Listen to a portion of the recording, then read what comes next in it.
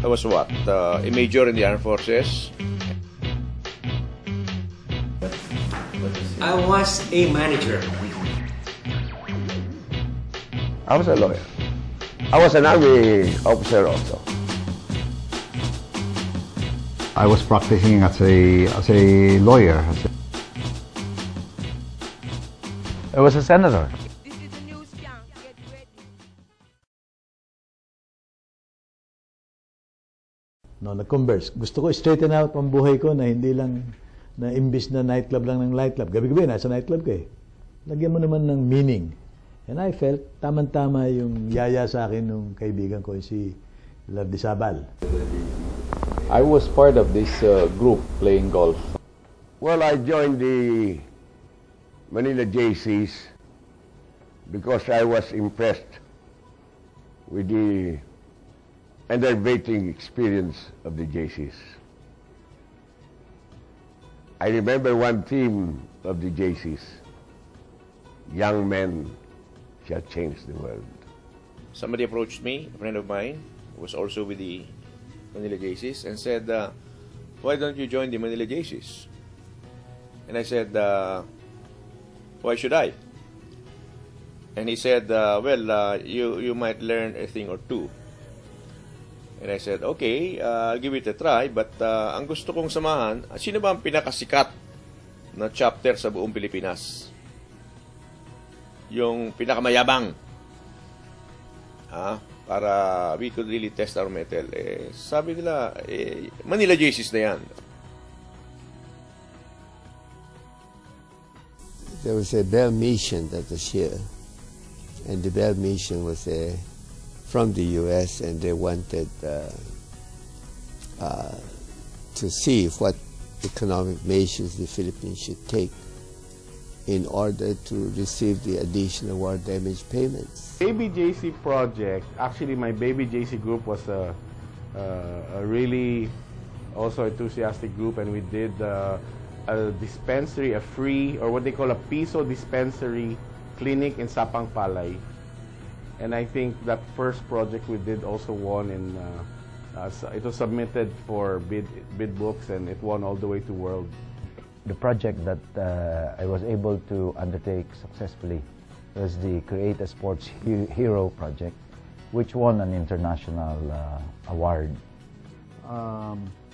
We had a terrific project, which was organizing a blood bank. In fact, at that time, we even had this Operation Brotherhood, and we brought medical aid to many Southeast Asian countries. And of course, during my term, that was when we launched the Mother Teresa Award. Our project as Baby JCs was very modest. Nag-raise kami ng funds to put up a playground in Balik-Balik, Sampaloc, Manila. And one of the most interesting projects I was involved in very personally was Operations Brotherhood, which became the JCI World Project. When I was running the project, The Youth Speaks, which incidentally, humility aside, won as one of the best project in the world in Berlin in 1981 in external affairs, as an external affairs project.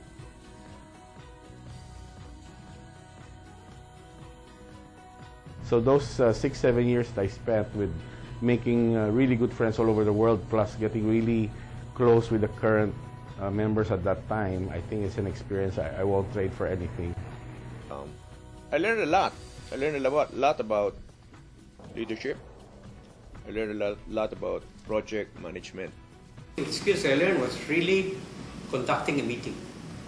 One of the best political and social skill I learned from JCs is talking extemporaneously. I think what JCs has done for me, it has brought a lot of internationalism into my life. Baby JC, kasabay ko mga mayayaman. Merong isa doon mayaman, I'll not mention his name anymore.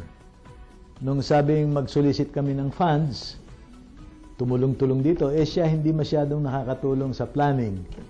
Pero mayaman, sabi niya, hindi na ako sali dyan sa planning. At saka hindi na nakakayayatang maghingi ng abuloy. So he pulled out a check and wrote 1,000 pesos. Ito na lang niya yung abuloy ko. 1,000 is big money already at the time. Ito na lang yung abuloy ko. You know what our mentor did?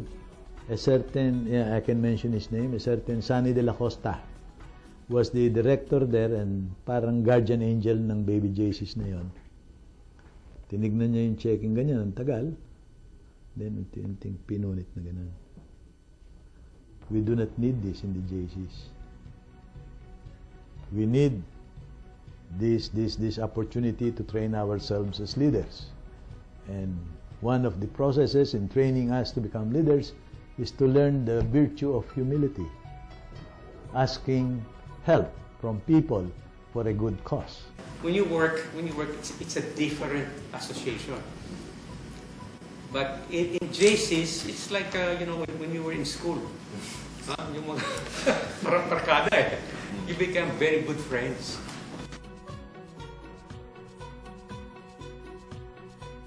Manila JC's is unique in the sense that we have models, heroes. Sometimes these are heroes that goes to out of their way to help without even getting recognition.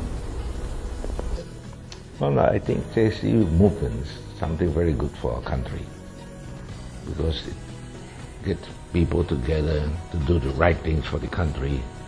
Have fun, enjoy, and learn. What you put in is what you get out. So if you put in very little in the JC's, you won't be able to get as much.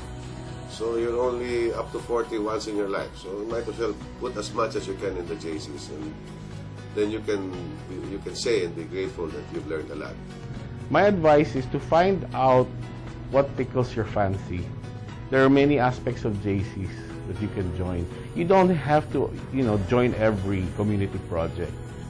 You just have to find out what it is that attracts you and dive in with both feet, because you won't find an organization with these young individuals, these accomplished young individuals, and get to know and make so many good friends. Well, I think they should look at the history of the Manila JC's and look at the performances of some of the members of the Manila JC's. Well, there's no doubt in my mind that Manila JC's is a university of leaders. Based on the roster of members, you will see the current leaders of our country in various fields, in government, in business, in industry, in the entire industry, in various sectors of industry, in the various professions. You will see JC's, Manila JC's. And I really credit JC's as one of the most important factors in the fact that after all of these years, I'm still around, still doing a job, and I think to the satisfaction of a lot of people. Kaya galing na training ground, JC's.